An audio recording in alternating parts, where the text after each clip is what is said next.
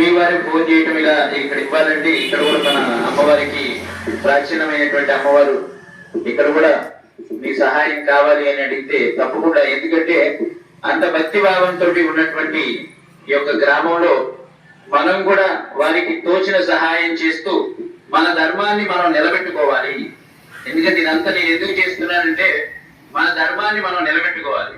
ఒకసారి ఆలోచించండి, మన ధర్మం ఆచరించే వాళ్ళ సంఖ్య తగ్గిపోయింది అనుకున్న రోజు మనం ఏమైపోతాం? తక్కువైపోతాం. అప్పుడు మనం అనుకున్నది, మనం చేయాలనుకున్నది ఏది కూడా చేయలేం. గణపతి నవరాత్రులు చేయాలన్నా పర్మిషన్ తీసుకోవాలని పరిస్థితి వస్తుంది.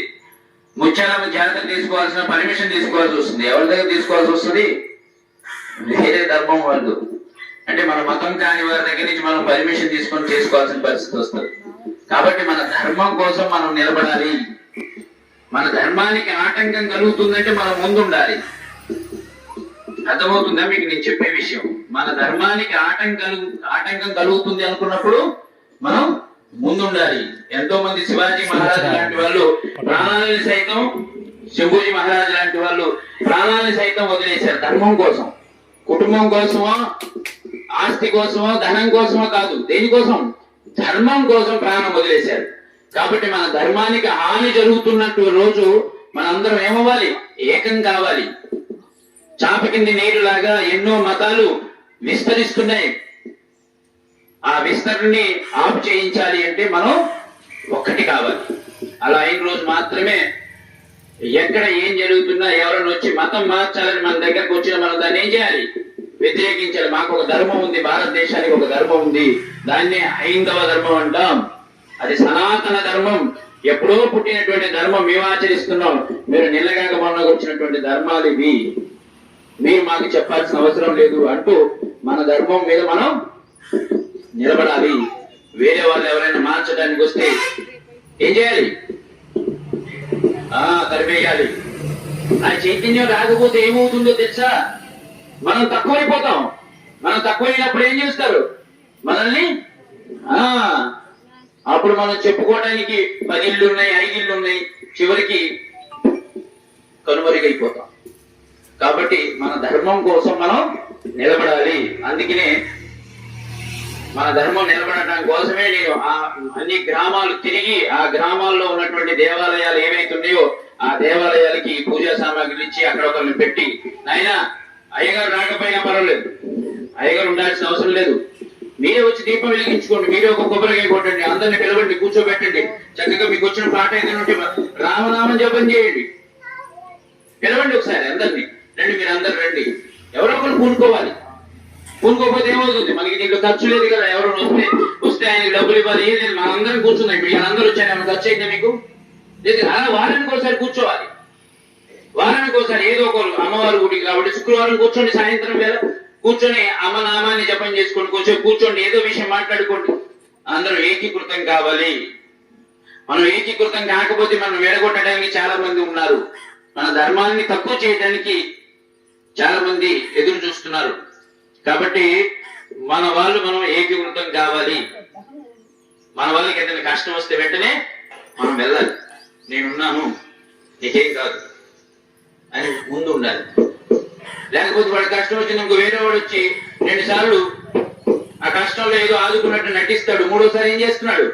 మార్చేస్తున్నాడు. కాబట్టి అలా కాదు. మీకేం కష్టం వచ్చినా ఒకసారి ఫోన్ చేయండి.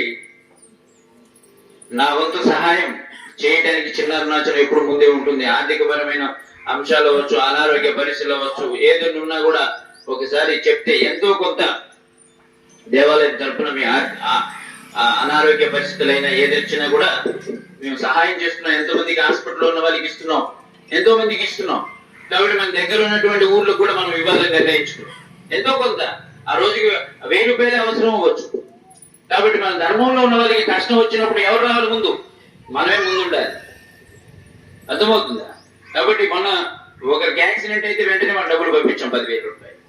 అలాగా మీకేం కష్టం వచ్చినా చిన్న అరుణాచలం ఉంది, ఒకసారి ఫోన్ చేయండి. ఎంతో కొంత మా దేవాలయం నుంచి, ఆ దేవాలయం నుంచి మీకు సహాయం అందుతుంది. అలాగే మీరు చేయవలసింది ఏంటంటే, మీకు ఇక్కడ ఎవరైతే పెద్దలు ఉన్నారో వాళ్ళకి నేను చెప్పేది ఏంటంటే, వారానికి ఒకసారి మనం ఇక్కడ కూర్చోవాలి, పిలవాలి. పిలుచుకోవాలి, వాళ్ళని అలవాటు చేయాలి. వాళ్ళు ఒక పూజ, చిన్న పూజ పెట్టుకోండి, లేదా ఒక భజన పెట్టుకోండి. ఎవరు లేకపోతే మాకు ఫోన్ చేయండి, హనుమాన్ చాలీసా పెట్టిస్తాం.